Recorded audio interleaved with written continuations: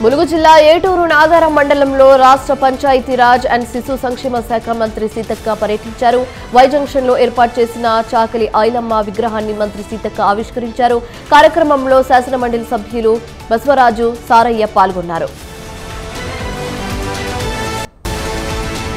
ప్రముఖ పుణ్యక్షేత్రమైన రాజన్న సిరిసిల్ల జిల్లా వేములవాడ రాజన్న ఆలయంలో హుండీ ఆదాయాన్ని లెక్కించారు. 12 రోజులుగా ₹1,44,06,154 భక్తులు కానుకగా సమర్పించినట్లు ఆలయ ఈవో వినోద్ రెడ్డి తెలిపారు. అలాగే 710 గ్రాముల బంగారం, 14 కిలోల వెండి కూడా సమర్పించినట్లుగా వివరించారు.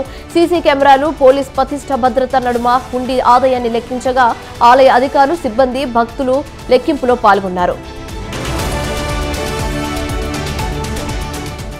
ఖమ్మం జిల్లాలో పామాయిల్ రైతులు ఆందోళన చెందుతున్నారు. గెలులు రాకపోవడంతో, తడి తెగులు సోకడంతో అపారమైన నష్టం వాటిల్లిందన్నారు. ₹1,000 పెట్టుబడి చేసిన కష్టమంతా వృధా అవుతుందని, అప్పుల ఊబిలో మునిగిపోతున్నామని ఆవేదన చెందుతున్నారు. ఆయిల్ పామ్ కి అనుకూలమైన నేలలో సాగు చేసినప్పటికీ ఈ ఇబ్బందులు తలెత్తడంతో వ్యవసాయ అధికారులు పట్టించుకొని నివారణకు ప్రత్యామ్నాయ మార్గాలు చూపాలని కోరుతున్నారు. వేములవాడ రాజరాజేశ్వరి స్వామి ఆలయంలో ఆరుద్ర నక్షత్రం సందర్భంగా ప్రత్యేక పూజ కార్యక్రమం నిర్వహించారు. ఈ సందర్భంగా అర్చక స్వాములు ఉదయం స్వామివారికి ఏకాదశ రుద్రాభిషేకంతో పాటు పరివార దేవార్చన పూజలు శాస్త్రోక్తంగా నిర్వహించారు. సాయంత్రం కూడా విశిష్ట పూజలను అందిస్తామని అర్చకులు తెలిపారు.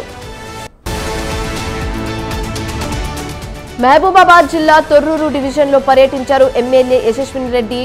టూర్లో భాగంగా పలు అభివృద్ధి కార్యక్రమాలను పర్యటించారు ఆమె. అయితే తొర్రూరులో పట్టణ కేంద్రంలో కంప్యూటర్ ల్యాబ్ను ప్రారంభించారు. ఈ ల్యాబ్ ప్రభుత్వ పాఠశాలల్లో బ్రైట్ చైల్డ్ ఫౌండేషన్ ఆధ్వర్యంలో ఏర్పాటు చేశారు. కార్యక్రమంలో యశస్వినితో పాటు పలువురు ప్రజాప్రతినిధులు, అలాగే అధికారులు పాల్గొన్నారు.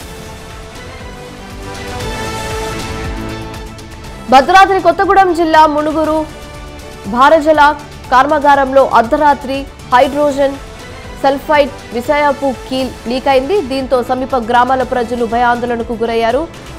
భారజల కర్మాగార సేఫ్టీ జోన్ పరిధిలో ఉన్న సుమారు 15 గ్రామాలను హెచ్వి వాటర్ ప్లాంట్ అధికారులు పట్టించుకోవడం లేదని స్థానికులు ఆరోపిస్తున్నారు. విషపూరితమైన వాయువులను అర్ధరాత్రి గాల్లోకి వదిలి ప్రజల ప్రాణాలతో చెలగాటమాడుతున్నారని స్థానికులు ఆగ్రహం వ్యక్తం చేస్తున్నారు.